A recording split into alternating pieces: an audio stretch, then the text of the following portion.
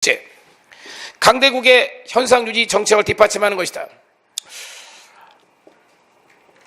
이 역사를 쭉 보게 되면요, 언제나 누구의 이익이, 강대국의 이익이 실현됐죠. 이렇게 이제 강자의 이익만 실현되는 거 이렇게 이제. 약자의 이익이 실현된 적 있나요? 실현됐다면 강자의 이익은 그보다 더, 이런 뜻입니다. 이렇게 이제. 역사, 여러분들 한국사도 배우고 이제 쭉 할 텐데, 어떤 역사에서도요, 약자가 유리한 적은 한 번도 없으면 이렇게 이제. 돈 많은 사람이, 권력 있는 사람이 불리한 적은 한 번도 없는 것이 이렇게 이제. 이렇게. 그들을 위한 겁니다. 이렇게 이제. 어쨌든 이 강대국이 만드는 이 말들은 그런 측면에서 봤을 때 인간 하나하나, 모든 국적을 떠난 인간 하나하나에 대한 이익이 아니라 누구의 이익만을요, 강대국의 이익만을 고려하는 거 아니냐, 이런 얘기야, 지금 이론 자체가. 그러니까 아까 얘기했잖아요. 이제 이상주의부터 쪼개가지고 구성주의까지 있는데 국제정책이 평화기라며. 도대체 누구의 평화야? 전 인류의 평화야?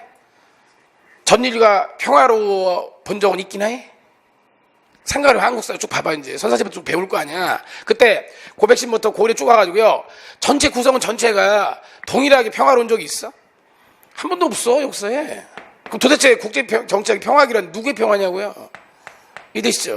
그런 얘기를 하고 있는 거죠. 이렇게 이제 근본적인 질문을 제기하는 거죠. 이렇게 이제 도대체 평화라는 게 가능하냐 하냐고요. 그러니까 뭔가 이상주의자들이 얘기하는 이걸 통해서 평화를 유지한다는, 도대체 누구의 평화? 이런 이제 비판을 제기하는 거예요. 이렇게요. 이것 이상주의는 역사의 진보성과 인간의 본성의 선한 측면에 지나친 기대, 역사의 진보층의 진보에 대한 이제 지나친 기대를 하고 있다는 건데요. 묻겠습니다. 우리나라는 고려 시대보다 발전했나요? 뭐 핸드폰을 만들고 자동차를 쓰는 게 발전할 수 있다고 얘기할 수 있겠죠. 더 행복할까요? 만약에 고려 시대보다 조선 시대가 더 행복하고 조선 시대가 지금 행복하다고 한다면은, 그럼 과거 사람들은요, 오늘날보다 누구보다 더 행복한 적이 없겠네. 이렇게 다시 묻겠습니다. 고려 시대에 우리는 발전했냐고요? 발전의 근거를 뭐로 따질 거냐고. 이렇게 이해되시죠? 그러니까 여기도 이제 그런 걸 묻고 있는 거죠. 역사의 진보성에 대한 신뢰를 니네가 믿음이 있다면 도대체 진보하는 게 뭐냐고요. 예를 들어 그러니까 삼국 시대보다 고려 시대는 진보했어? 발전했어? 여러분 발전했다고 배우잖아. 이제 예를 들면 이제 고려에서 조선으로 넘어올 때 조선의 첫 장에 뭘 얘기한다고요? 이래서 조선이 근세로 불린다. 아니 고려를 중세라고 부르잖아. 그 다음에 고려를 근세 근대로 나누잖아. 그럼 이 세 개 구분을 했다는 얘기는 변화가 있었다는 뜻이잖아. 변화를 입증하려고 할 거 아니야. 어떻게 입증해? 고려 시대는 귀족만이 정치에 참여했지만 조선 시대는요, 양반 계층까지 확대됐다. 뭐 이런 거잖아. 경제력에서도 생산력이 정도 더 늘었다, 이렇게 얘기할 거 아니야. 근데 그게 과연 발전이냐고요? 이렇게 비판하는 거예요. 이렇게. 역사는 진보하고 있는 거야. 아까 물었잖아. 여러분 어제보다 오늘 진보했냐고, 발전했냐고요? 발전했어? 밥 한 그릇 더 먹으면 발전한 거야? 숨 한 번 더 쉬면 발전한 거냐? 이렇게. 도대체 뭐가 발전이냐고요? 낮은 게 뭐냐고요? 혹시 오늘 배운 것 때문에 머리 용량이 한정돼가지고 오늘 들어가면 더 많은 게 나가는 거 아니야? 언제나 그러면 머릿속엔 지식 또는 지적인 질량 보존이 이루어지고 있는 거 아니야? 도대체 뭐가 발전이냐고요? 이렇게 묻고 있는 거야. 도대체 뭐가 나아졌냐고요? 이런 얘기를 묻고 있는 거예요. 그러니까 역사는 발전한다는, 어디로 가는데 발전 내역이 뭐냐고요? 이렇게 비판한다고. 이렇게. 이상주의는 나아질 거라며, 나아지는 게 뭐냐고요? 이렇게 비판받는다는 거예요. 그 다음에 넷째, 세계 정부와 국제부 효용성에 대한 비판 등등이 있다는 것이고요. 이건 세계 정부라는 건 나중에 하도록 하겠습니다. 자, 2번 이상주의의 등장 배경을 보겠습니다. 아직까지 시험에 나올 거 없어. 아직 20문제 중에 우리가 한 문제도 못 건드리고 있는 거고요. 자, 그러니까 그 사전 작업을 하고 있는데, 이상주의 등장 배경. 등장 배경은요, 1차 세계대전이에요. 1차 세계대전. 1차 세계대전의 발발이 이상주의를 불러냈습니다. 왜냐면은 1차 세계대전, 일단 뭐 용어부터 정리하면요, 왜 세계대전인가요? 전 세계에서 전쟁이 벌어졌나요? 예, 그래서 전 세계에서 벌어졌기 때문에 세계대전이에요. 조선에도 벌어지면 조선 일본 전쟁 이렇게 하겠지. 이때 세계대전 맞아? 이게 이렇게 된 거잖아. 이렇게 1차 세계대전이 처음에는 여기 독일이 이제 뭡니까? 이렇게 이제 프랑스 영국하고 싸우는 거잖아. 이렇게. 근데 어디 나중에 개입되고요? 미국 개입되죠. 이렇게. 나중에요. 중국 개입되죠. 일본 개입되죠. 다 됐다는 거야. 전 대륙이 다. 그 세계대전이야. 예를 들면 청일전쟁은 누구랑 싸운 거예요? 청나라 일본. 러일 전쟁은 러시아 일본. 근데 왜 저건 세계대전이야? 세계 전체가 싸움터가 됐다니까? 맞아. 그래서 1차 세계대전이 난다니까. 2차 세계대전. 세계에서 벌어져서 세계대전을 한다니까. 이름을 붙일 때, 네이밍을 할 때. 세계에서 일어나지 않았는데 세계대전 하겠냐고요. 미국과 중국이 싸웠는데 이걸 세계대전 하겠냐고요. 세계대전 전 세계가 뭐가 됐다고요? 싸움터가 됐다라는 개념을 가지고 있다고 이렇게 이해돼? 뭐가 되냐면 이상주의가 왜 등장했냐면요. 전 세계에서 전쟁이 일어났네. 그래서요. 전 세계 사람들이 많이 죽었어. 이 죽음은요. 헛된 것일 수 있고 무모하다는 거야. 그 사실은요. 전 세계에서 전쟁이 일어나면 안 되겠다는 거야. 사람은요. 고귀 한 자가 죽어서는 안 되겠다는 거야. 그래서 평화가 필요하다는 생각을 했다는 거야. 그래서 정립된 게 이상주의라는 거야. 이상주의는 다시는요. 1차 대전과 같은 전 세계적 전쟁이 일어나서 사람이 죽으면 안 된다는 거야. 도대체 사람의 생명보다 더 고귀한 가치가 어디 있냐고요. 전쟁은 그것에 대한 도전이라고요. 다 그걸 막아야 된다니까. 그런 생각이 든 거야. 그래서 이상주의가 나왔다고 이렇게 이제. 그러니까 전쟁의 발발이 전쟁을 막아야 되는 이유를 만들어내게 됐다고 이렇게 얘기를 하는 거야. 근데 그 전쟁이요. 전 세계 전쟁이었어. 다 죽었어. 이런 생각을 하는 거야. 다시는 이런 전쟁이 일어나서는 안 된다는 게 기분이었었고요.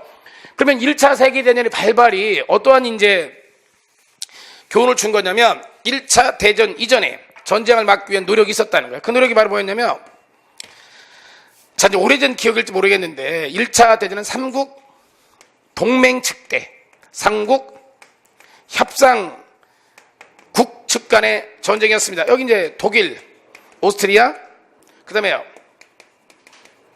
여기 이탈리아가 이렇게 있었죠. 이렇게 이탈리아 이렇게 이제 이렇게. 그러면 여기요. 영국, 프랑스, 러시아가 있었습니다. 이렇게 이제. 이걸 갖다 뭐라고 하냐면 이걸 갖다가 앞으로 계속 쓸 건데 이거를 밸런스 오브 파워, 세력 균형이라. 세력 균형. 힘의 균형이야. 이 세력이라는 게 힘이니까, 권력이니까. 그러니까 1차 대전 이전에는요. 전쟁을 막기 위한 방법으로서 뭐가 있었다고요? BOP가 있었던 거야. 양쪽의 힘이 균형, 밸런스를 이루면 싸우지 못할 거라고 봤어. 이유는요. 잘 들어. 이제 BOP는 여러 번 나올 텐데 BOP의 목적은 뭐냐면 권력의 힘이 비슷해.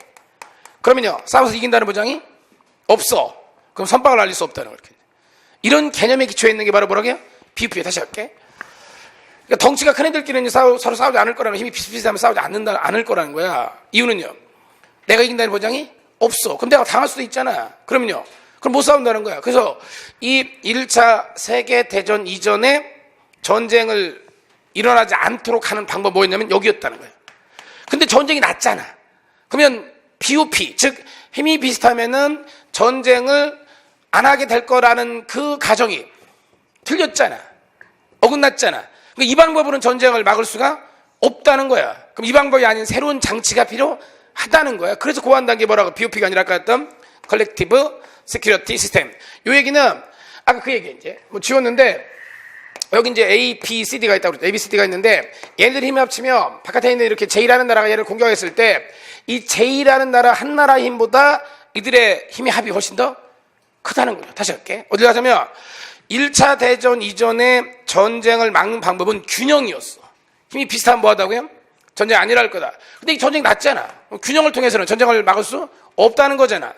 그래서 고안한 게 그러면 힘의 균형을 통해서 전쟁을 막을 수 없다면 역으로 간 거야.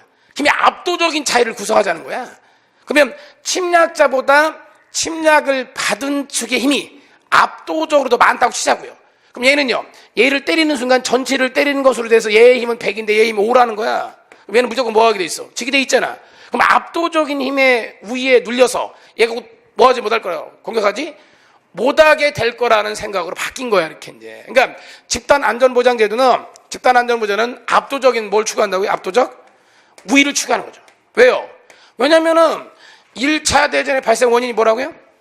균형을 이루면 전쟁이 안 일어날 거라고 생각했잖아. 근데 전쟁이 일어났잖아. 그러면 균형으로는 전쟁을 막을 수가 없는 거잖아. 그럼 반대로 가자는 거야.